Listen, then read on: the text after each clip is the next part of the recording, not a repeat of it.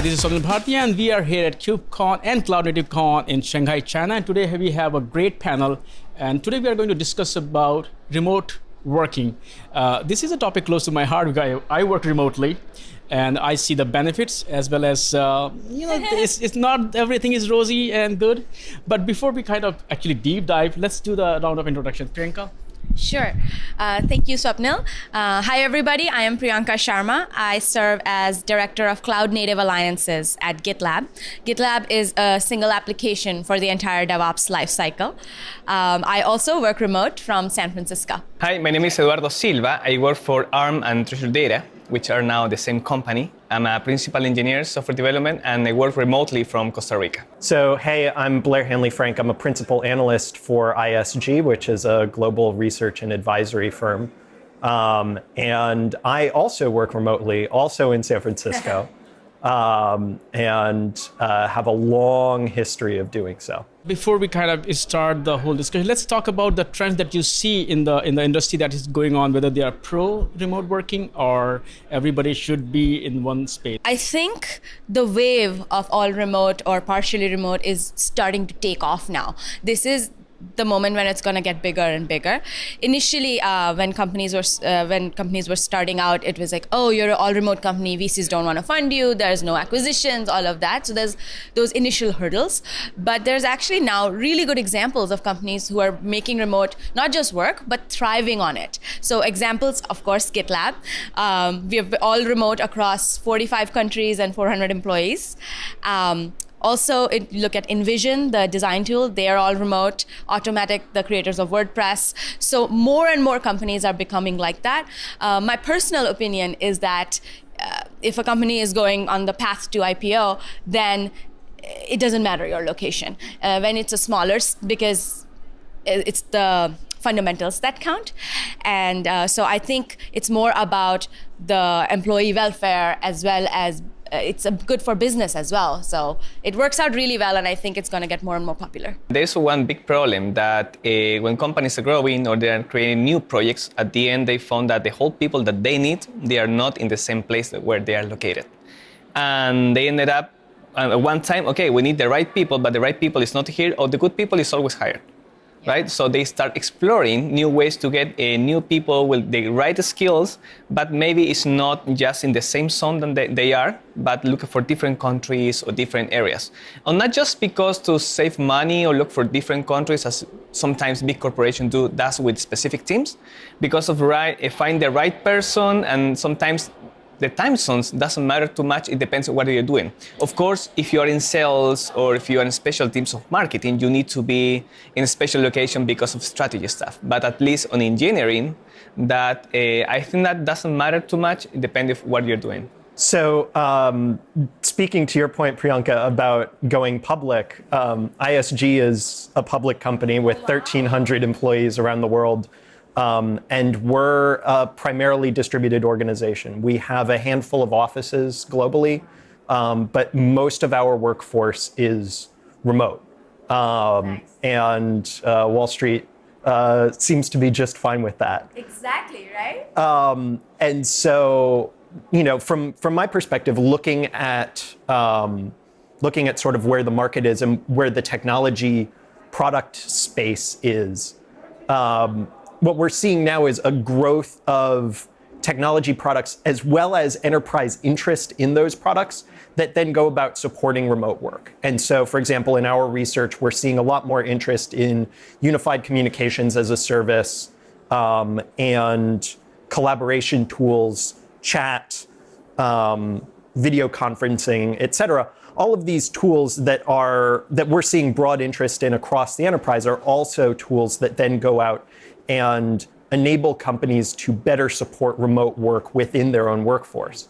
And so as those tools continue to grow in adoption, and again, given some of the trends that you highlighted, Eduardo, I would expect to see even more use of remote workers. I just wanted to highlight that I think all remote is good from many angles, and that's why organizations are picking it up, because it's good for business, it's also good for employees, and it's also good for community.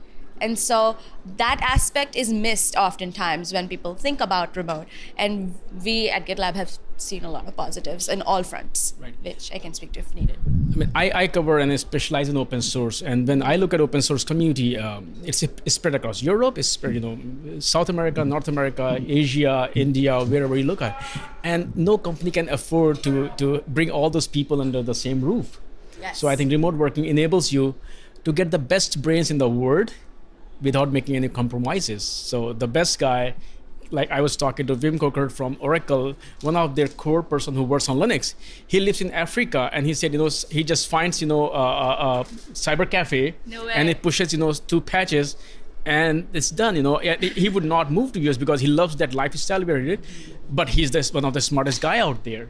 I agree. So, remote working enables, that. Do you have any such experience where you're like, this is incredible? We have seen the story where remote working enabled a company to be able to get that bright people to work with them? Talent doesn't have a zip code. Right. And we at GitLab benefit from that all the time. So I'll give an example of one of our very popular products, the GitLab CI, right?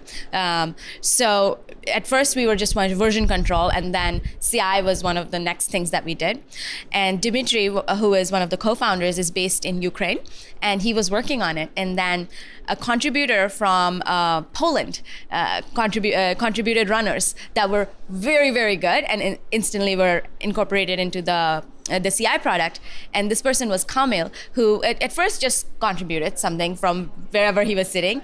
And then we just saw how amazing the work was and convinced him to join us. And if we were, let's say, I'm just going to pick a city randomly, like a London-based company, and only hired in London, we would have missed out on Kamil. And he is such an asset to our company. So that's just one example, and there's people all over the world.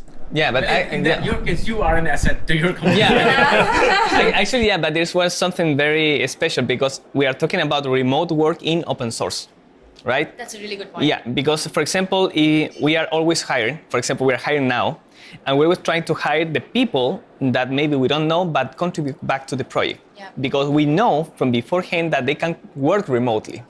It's not about I can find really smart people everywhere, but sometimes people don't like to work remotely. True. Or maybe they don't have the right discipline, to get the things done on time. And it's something that you need to develop, every day.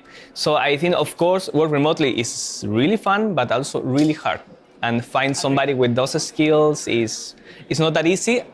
But if you have, as GitLab, they have a full open source project, they have contributors, it's easy to say, okay, this is my pool of people that I can try to hire and see if they are interested on that. I would say one thing though. So I agree that engineering is an aspect, and open source plays a lot into the engineering hiring, is an aspect where this is a big factor. But specifically to my experience, GitLab is completely all remote. So I work in alliances, and I'm also working remotely. I happen to be in San Francisco, but there is our VP of alliances is in Denver, Boulder, and and my teammate is in Israel. So we are not on the engineering team, and yet we are distributed and successful at our jobs. How do you often travel to get arrangements or deals with companies? So the work does involve a bunch of travel, particularly for me because I'm also speaking at a lot of conferences. So that's a factor of, I think, remote life. But if I was in a business development team based in San Francisco, I would still travel to where my partners might be. Yeah. I would still be coming to China for this conference, right? And so I do agree there are some benefits to being in certain geographies, absolutely. But that doesn't mean I need to go into an office in that geography. So in San Francisco, I work from home. That makes sense. Yeah. Actually, from a distributed team side from a project perspective, we maintain this project which is called FluentD and FluentBet. And it's fun that not most of the relevant feedback, but the more important things that happens for the project in terms of roadmap, things to fix, or how to make it better happens here in conference when you are face to face with the person. So I think that remote work is really fine, but cannot be 100%. I agree. And that also brings us to a point, which we were talking before that, is that it takes a lot of skills, to be a remote worker. And actually, sometimes, as you said, it brings down the productivity at times, when you're working remotely. You have cats to distract. I work from home. I have my kids, every time they come home, Gary, I am home. So I have to go down and talk to them, and then mailman comes in and a lot of things happen. And then sometimes you just want to relax. I mean, I play games when I take a break. So it takes a skill. You have to be very disciplined, as you said. So can you talk about, what is skills? Unless until you have a story to share about, and you have seen a case of remote working, that what skills it needs to be an efficient remote worker? Yeah, I think first to your point on sort of on distraction, I think one of the things that is really important to consider about remote work is that it's very easy to sort of romanticize the productivity of the 40-hour co-located work week. I guarantee you that if you look at the user data for Candy Crush players are not playing entirely outside of work hours, even when they're not working remotely. And so that I think it's really important that when you're thinking about remote work and distraction, you're not necessarily pursuing the platonic ideal of 100% productivity always, because what we're seeing is that even in co-located workspaces, that doesn't happen. So if you're in an office, you have that 15-minute long water cooler chat with your coworker about, the local sports game that you both watched the previous night. Or you're, going and spending 10 minutes checking up on your personal email or corresponding with your family. And so that sort of distraction within a typical workday is normal. And so I think that that's something important to keep in mind as we're thinking about productivity and remote work. And then speaking to the sort of specific skills that you need, I think a few of the really key ones are, first, you need to identify what it is that you need as an employee and as a human being. Like for me, I learned very early on in my experience with remote work that if I didn't get out of my apartment and see people at least twice a week, I went stir crazy, where I would just end up, looking around. It's the back half of the week and it's just like, oh God, what day is it? And so there are other people for whom they really they need to get out and see people every day or every other day. Right. And then there are some people for whom it's like, I could never see another living being and I'd be pretty okay with that. And wherever you fall on that spectrum, you just need to figure out where you fit and then build habits around that and be really intentional about it. And so I think that the sort of the key takeaway is bringing intentionality to your work process, because if you're going from an office environment to a remote environment, or if you're thinking about bringing your company from an office environment to a remote environment, or if you're thinking about starting a company in a remote environment, you're going into a space in which the way that you do work is not constrained. In the past, there would be, in co-located environments, there are constraints placed on when is the office open? When are the trains running? All of that. And so as a remote worker, you all of a sudden have to build that framework for yourself. And that to me is the biggest thing that you need to worry about. And I'm at that end of extreme of spectrum. If I see a person, I'm like, damn, now I can't work whole day. And that is true. I don't leave my home other than taking the trash out. And once I get out in 15 days, and I'll tell my wife that half the day is gone, I could not work now. Because I've seen somebody, I have to go and meet somebody. So anyway, that's funny. But as everybody here is working remotely, you have developed your own skills. You have identified I'm still working on it. I've been working remotely for 6 years, but I'm still working on what makes me more efficient. But we have all this. So can you talk about what skills you have developed or you would like to share with other people, that this is what you need? Sure. So unlike all of you, I'm very new to remote work. So I joined GitLab about 5 months ago, even though I've followed the company for a while, since a while back. And as a super extroverted person who loves collaboration and community, I'll say this, it was a big change. I was a little scared too in the beginning. And actually, a few days ago, we were having a really good discussion where I was getting a lot of good tips from these two about how to be successful when working remotely. I think in the beginning, it's important to, if you're going to be a remote person for the first time, it's important to pick a company that has good processes and structures in place. So at GitLab, we have this thing called the GitLab Handbook, which is literally everything you could think of about how the company runs is written down. And we put a lot of cachet on the written word. So we record everything. And this handbook is like, we edit it. If I see something wrong, I can go in and edit, submit a merge request right away. So that forms sort of like this universal source of truth, single source of truth of how we work. So that's number one. The other is it's really encouraged to socialize via Zoom. So we have virtual coffee chats, which kind of helps me as a really extroverted person. So I kind of get to make friends and talk to people. So those are some structural things the company does. And then there's actually one thing that's really important is we have a daily company call and a group update. So a group is like any group working on some project. So that way, and these are all optional, but it creates a good cadence to your day. It's something you start and go to the company. It's like going to stand up. And that has helped me a lot. That said, I'm constantly working on it because, as I said, extroverted, used to running around, and suddenly I am in my small studio in San Francisco and not going anywhere.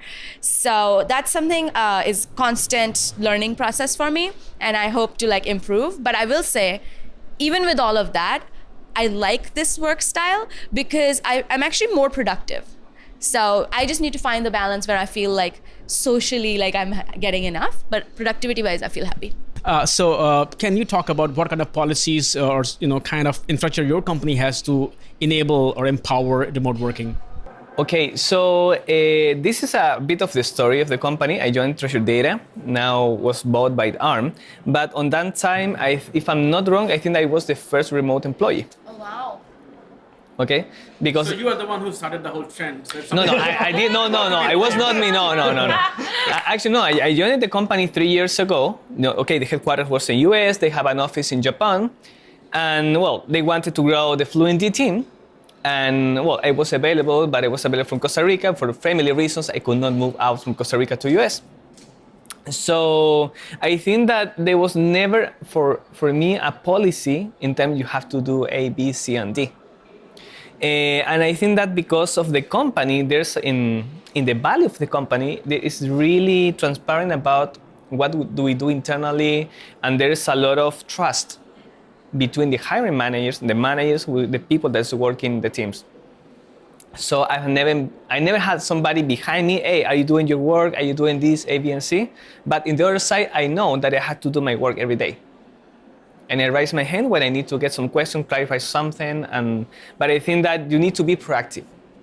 If you are proactive, because if you're going to hire somebody who's remotely, now for example, we're trying to find somebody to work remotely, but we don't want to hire somebody that we need to have a call every day. Hey, what are you doing? Why you don't push the code? So we need that people who's proactive. Okay, so we never had this kind of policies from the beginning, but everybody knows that needs to get the work done. And in the company values in general, and everybody does a great job, and that's it. So I think that is mostly a kind of a culture in the company. Okay, and when I started working this company, and before I was at Oracle and kind of working remotely in the last year, and I tried to discover what makes me more productive. He said, okay, everybody's different. Things that work for me will not work for you. Some people need to look for more people. Somebody likes to be alone, and that's fine. So for me, what won't work in the past was not working is working pajamas. Say, I'm going to start working at 7, tomorrow at 8. I don't know. No, it did not work for me. So I had to take a decision. I will not work if I didn't get my breakfast and if I didn't get my shower. It's like, okay, it's like the mental set that I'm working. It doesn't matter if I'm in an office, I'm at home, but I will work on this way. Because if, for example, the food is a basic stuff. If you don't get any good breakfast, your body will not be good during the day. Now you're making me hungry. So. Yeah. Yeah. For example, yeah, he looks worried now. Yeah. No, I was worried actually, because the way I work is I get up, like makes breakfast. But I bring my breakfast to my table because I'm a journalist, so most of my work also involves reading and doing a lot of research. So it doesn't involve or making films. So I have to do research. So I can do that while I'm consuming food. So I try to multitask, but it cannot be efficient for. But my problem is my wife says that you are working all the time because my office is also turns into my entertainment room. So my 3D printer is there, my remote cars are there, and my electronic setup. I do a lot of things, the Raspberry Pis and Arduinos, and my PlayStation is also there. My wife doesn't know I have PlayStation. Now she knows. So I'll file a story, then I'll play Zero Dawn Horizon for half an hour with VR and put it down, and then play a game. And when I grew up in India, I used to listen to radio in the background. So I always have something played on the TV. I just need some background noise. I cannot do in the office, so I cannot work. So as I said, I'm total extreme of remote working. But actually, it's different because it's also about the synergy that you have at home. Yeah. In my case, well, it's my wife and my two kids, 7 and 4. So every morning wake up like 6 a.m. We're in Costa Rica, wake up very early, 6 a.m. Or if I do the breakfast, my wife will make the breakfast, and the other is helping with the kids to get dressed and drop them to school. And after that, we both go to the gym and then get breakfast and get back to work. So we start working around 8 a.m. But that's what works for you. Like that's the what for key me. point. Yeah, and I think but you have that. you need that fluidity. It sounds like, and I think it's so important to discover yourself when you're doing remote work, and that's the challenge almost. So the thing is to understand what the things that you don't like. I don't like to not be productive. So if I don't like not be productive, I need to try to find the things that make me worse working. And I think that getting pajamas or don't get the right food makes me really angry. I cannot work. And happens here too. I think she touched upon a very valid point, and that is that when you work remotely, you actually discover yourself. When you go to office, you never get time to discover yourself, who you are, because you are set in a mold. If you can talk about, we are all bricks in a wall kind of setup, and everybody. So here you discover yourself. You spend time with yourself. You be yourself. Yep. And that's important. But once again, it goes back to you have to put work into it. You have to build the skills. So what kind of skills have you built as you is kind of expertise in working from home or remotely? Yeah, it's a lot of it came from learning the hard way and learning through trial and error. And so for me, I know that, for example, if I really am having a hard time focusing on a particular day and I need to buckle down on something, I'll go to a coffee shop and work, because if I think that everybody else is watching me and, paying attention to whether or not I'm sitting there, checking Twitter or sitting there writing, then I will end up being more productive. It's not a sustainable thing for me. I'm not about to go and spend $15 on coffee and pastries every day just for the benefit of being surrounded by humans in a coffee shop. But when I need a little bit of a boost, especially at like 1 o'clock in the afternoon, that's really useful for me. Like that sort of change of environment is a good way to give myself sort of a mental kick in the pants. The other thing that I learned is that I need to set boundaries around when I am and am not working typically.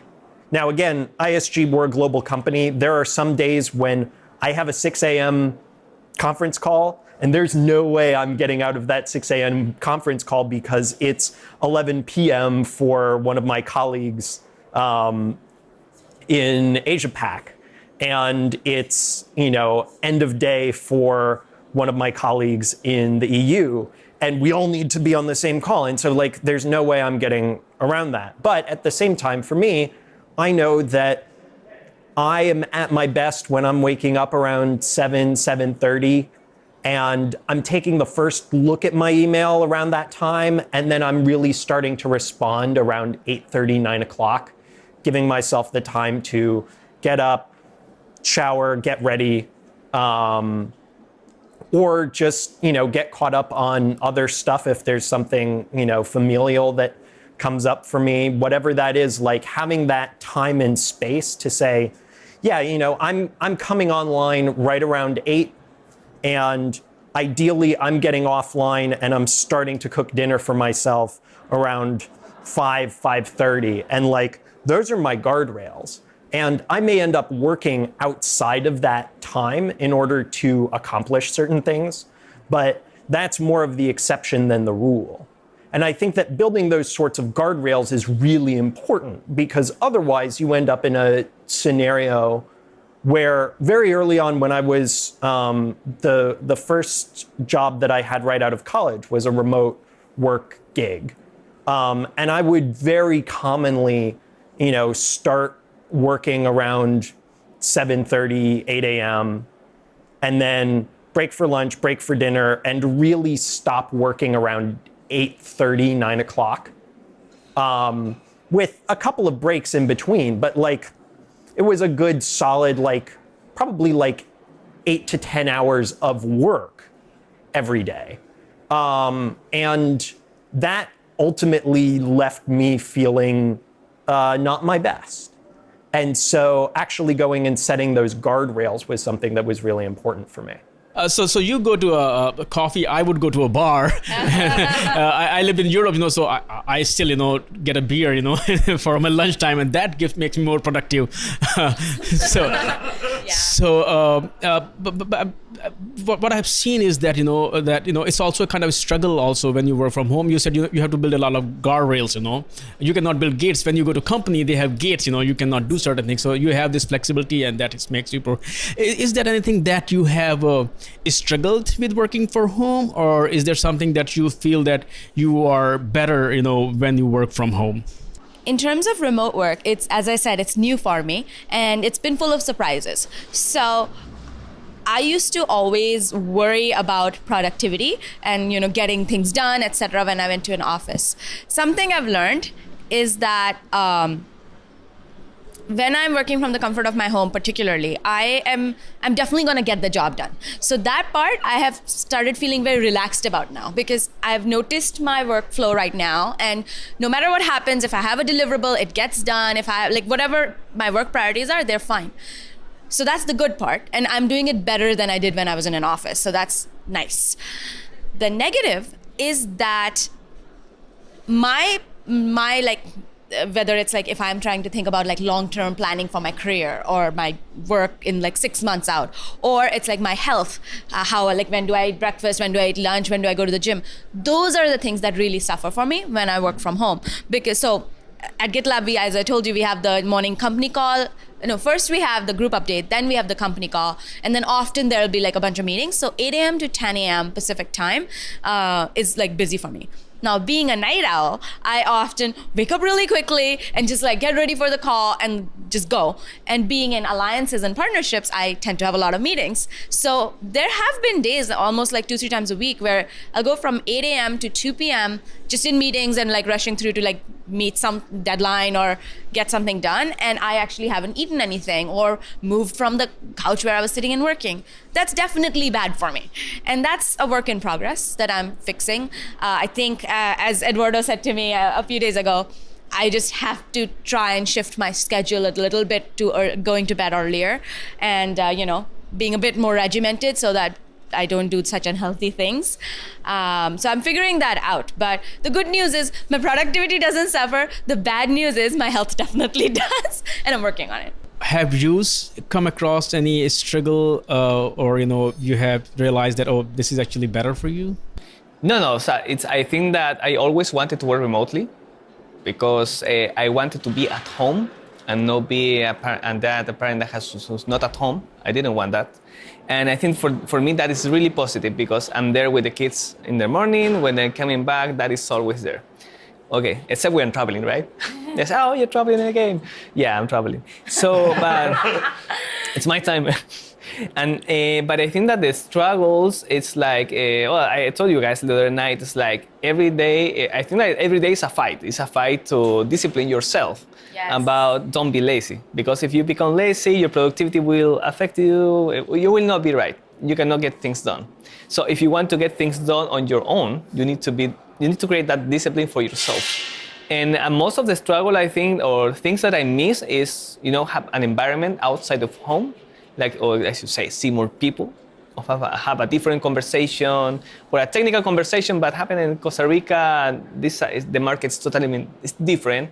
So you will not talk about the things of cloud, the things that we talk about here. So from a professional perspective. And in the other side, yeah, I think that I have the balance that in between family and, sports and things like that. But the most struggle is to, the fight every day. I have to do Yeah, this. so I am sorry.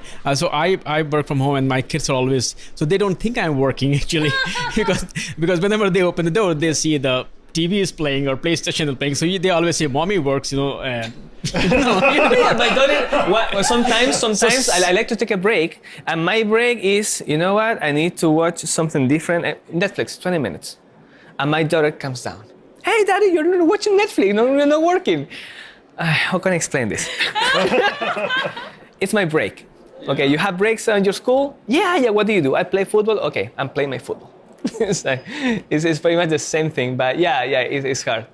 What kind of struggles have you, or strength that you have noted in yourself? Yeah, I think for me, there are a couple of things. The first is around just reestablishing an exercise regimen and getting to a point where I'm getting physical activity all day.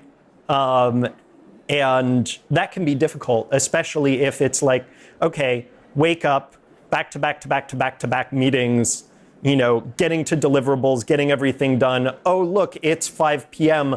I'm worn out after a day of working and I haven't left my apartment. And that can be dreadfully easy, and not good for me. And so actually, like, being intentional about carving out that space for, like, yes, you need to actually get up and move, is really important and something that I struggle with. The other thing is just building connection with all of the people who I work with. I'm lucky to be in a position where I get to collaborate with a whole bunch of really excellent people across ISG, across geographies, across teams, and across subject areas. And that's all really great. But on the flip side, there are so many people who I know as a voice on the other side of a conference call or an email address who I don't get to have the same sort of relationship with that I would if we were in the same office together. And so actually going and building that community for myself within the firm, and that's something where, I expect that some of this will happen in time. I joined ISG in May, and so I will continue to get to meet and get to know people. But at the same time, there are definitely those days where it's like, but are any of these people real, really? Yeah. And of course they are. They're amazing coworkers and I love them, but it's hard to get that feeling of connection that you do in a co-located workplace. Yeah. And as somebody, as a science fiction writer, and I also, the focus is more on where we're heading instead of where we are. And I'm heavily into VR and AR. So I think, you just wear a headset and then you're in the office setup. And especially if Elon Musk succeeds in, taking a lot of people to Mars, we will have to work remotely. That's so funny. We will have to work remotely, right? There's no way if you look at the human, civilization in the future, intergalactic civilization, we cannot all move to Mars and Jupiter. So we will have to work remotely. So before I think we can now wrap it up, right? We have covered some. So let's wrap it up with, first of all, the key takeaways that you have experienced. And second is that what piece of advice you have for those who either plan to work or who are kind of, on the fence, that, what they should do to be more productive. And it could also be helpful to the HR teams also because this is actually more efficient workforce. So my key takeaway for anyone listening is that the all remote or partially remote workforces are only going to get bigger. and stronger as we go along. And there are benefits for everybody.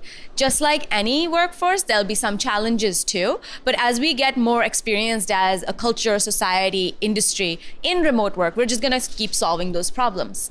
So I invite people to look at it as an exciting new thing we're doing together, as opposed to this like weird random thing on the side. So that's one thing. In terms of advice, I would say this is directed particularly at people who say, remote is definitely not for me. A lot of times this might be people who are not yet married, so they don't have family concerns, kind of like myself.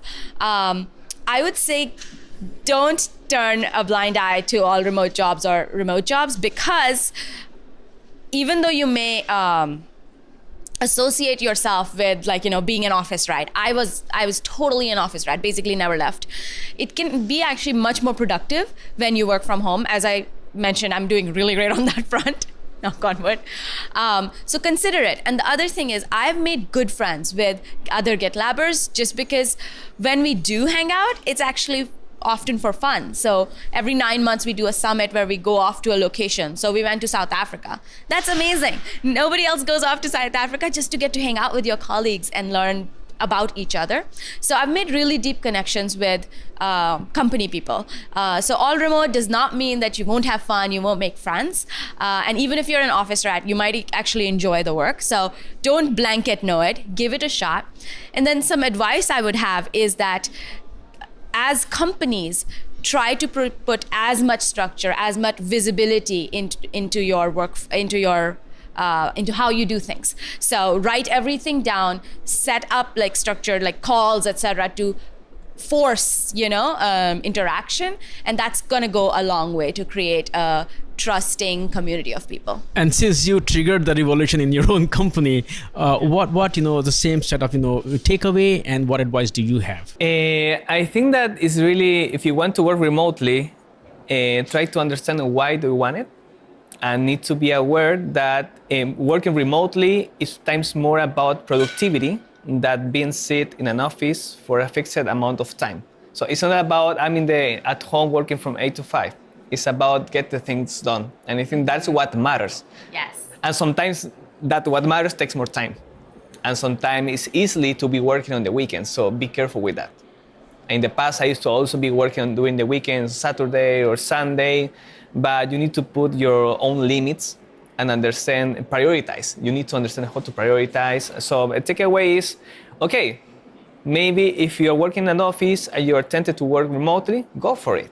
Try it, but you need to develop different skills to focus yourself on work, focus yourself on yourself, and to try not to be like sit the whole day, and try to keep in your mind that there are more humans around you and not just your computer and you. So that would be the advice. So just go for it, give it a try. So. And what's your advice? Yeah, in a similar vein as what Eduardo brought up, I would say the key takeaway I would offer to everyone is just like in one word, intentionality. Yes. Like if you're going to go about doing remote work, do it intentionally, because so much of what's going to impact both you as an employee individually as well as a remote company are the sorts of habits that you end up establishing. And so those habits are, if created intentionally, can be very constructive. If not, then you may end up creating constructive habits. You may not end up creating constructive habits, but you've gone and created habits one way or another.